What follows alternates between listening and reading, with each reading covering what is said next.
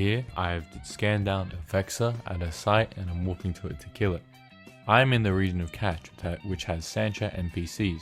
This means that this Vexer, more likely than not, is going to be armor tanked and pretty easy to break, hence why I've preloaded Hail. Now this was the first kill that I went for, and a few mistakes were made. You can see that the Vexer is going 900 meters a second, give or take. I, however, with the micro warp drive, am going 2000.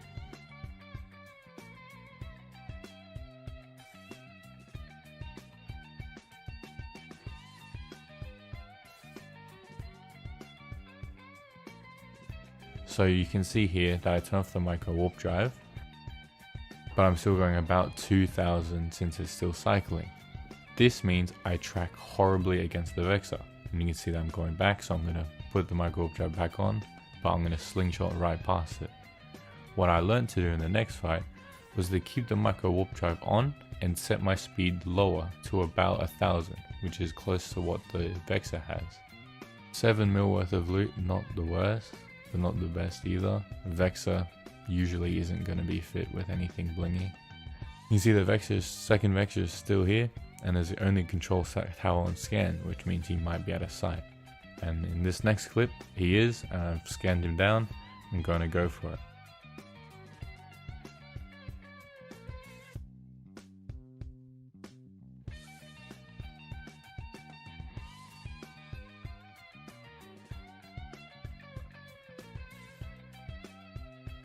You can see that I'm landing pretty far away from these Vexers as they orbit the site quite far out, which means if they're paying attention, I most likely won't catch them. Because I'm more than 60 kilometers away, I'm overheating my micro warp drive for one cycle to give me that little bit of extra speed to try and catch him.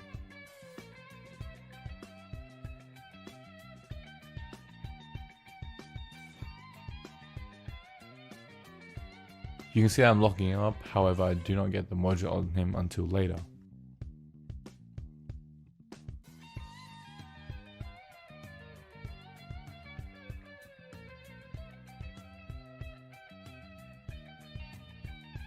And you can see here that I've changed my speed to 900 meters a second to match how fast he is going. But you can see I'm missing every single shot. Now in hindsight, if I was manually piloting instead of approach, I would have done a lot better, but this was at the beginning, so lessons were still to be learned.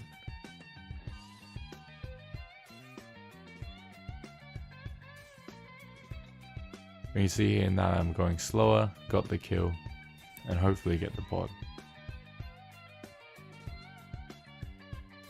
Again, only 5 mil worth of loot. The only thing really expensive in these fits is the drone damage amplifiers.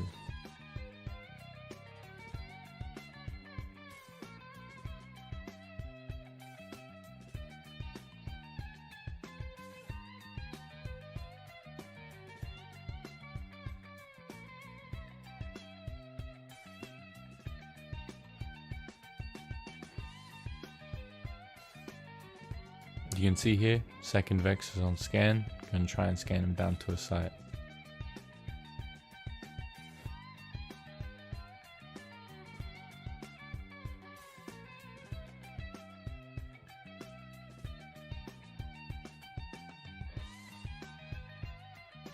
Now, what I've learned about the Vexes is usually, not all the time, usually they're at a haven, whereas the Ishars are at the Forsaken hubs. This comes in handy if you warp into system, see an Ishtar on scan, and only see one Forsaken hub within your D-scan range. This will allow you to pinpoint, hopefully, exactly where the Ishtar is to get the drop on it.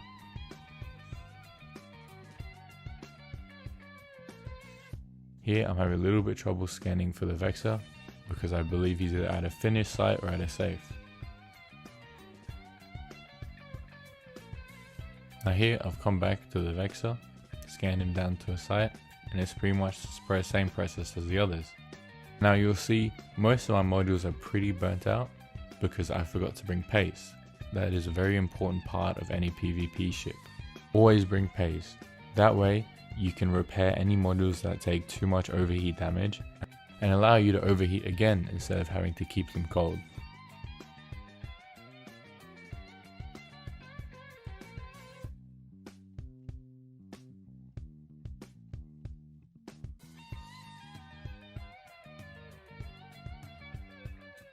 You can see here using the tactic of changing my speed allows me to apply to the Vexer pretty much perfectly.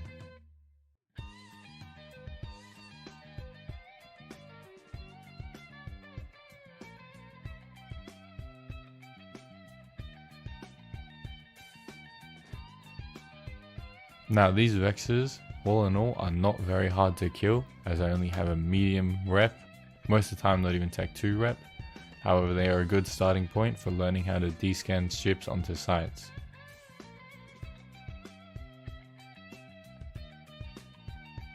And you see here, this is my first attempt on an Ishtar.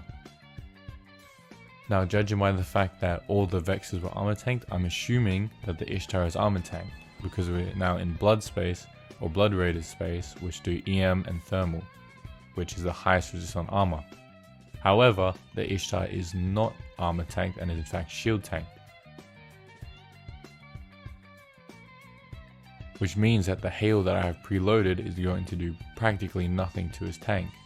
And you can see here, late on locking up, I had to move around the rock. So not a lot of things are going well for me in this fight. But now I'm in Scram, Web, Guns and Nosferatu range. I'm going to try and start breaking through his tank. And you can see, it's not doing much with hail. So I reload into EMP to see if I can break it.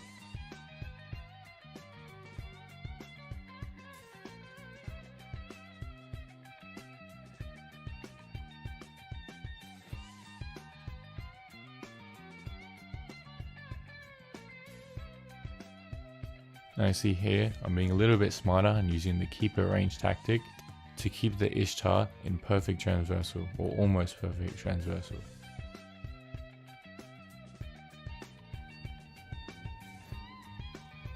But you can see that I am slowly breaking his tank, but not before he breaks my buffer and I have to warp off. A key factor here is that if I had had the pace to repair my guns, I would have been able to stay heated and maybe would have been able to break his tank.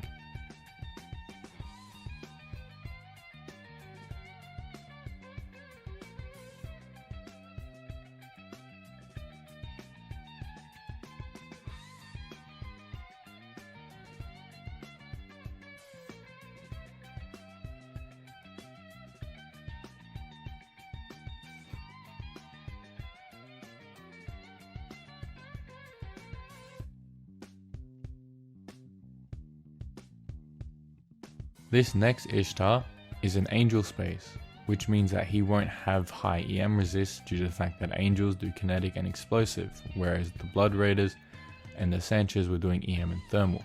Well, that's what I hope anyway. So I land on grid, turn the micro warp drive off, start putting the guns, the scram, the web on him, and put the drones onto him too, and you see he's already taking a little bit of armor damage, and I shred through his shields. This is due to the resist profile not being nearly as high as what it would be in Sancho or Blood space. This allows me to get the kill on the Ishtar pretty quickly.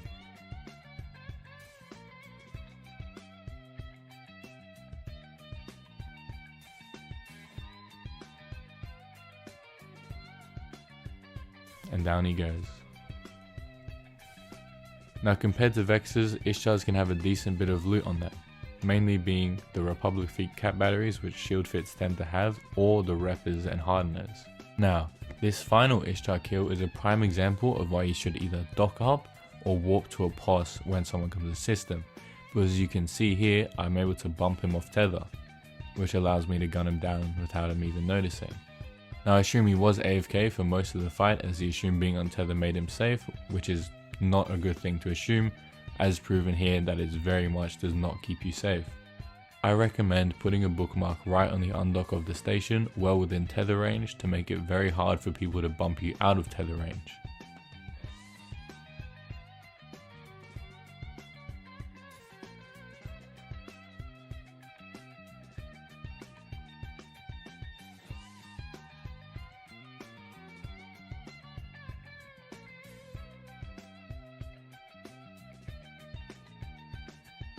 You can see here that he's ADC'd. I'm not going to be doing a lot of damage to him. But once that goes down, he goes down.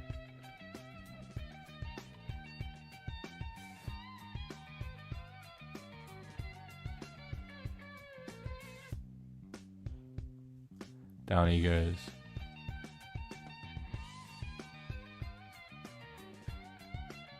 Just missed the pod. I'm gonna crawl my drones and scoop the loot. This Ishar had a decent bit of loot on him.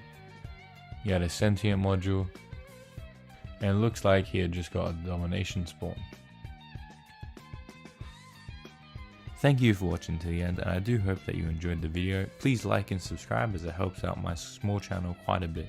If there are any ships or fits that you'd like to see me cover in the future, please put it down in the comments and I'll get to it as soon as I can. Thank you for watching, see you in the next one.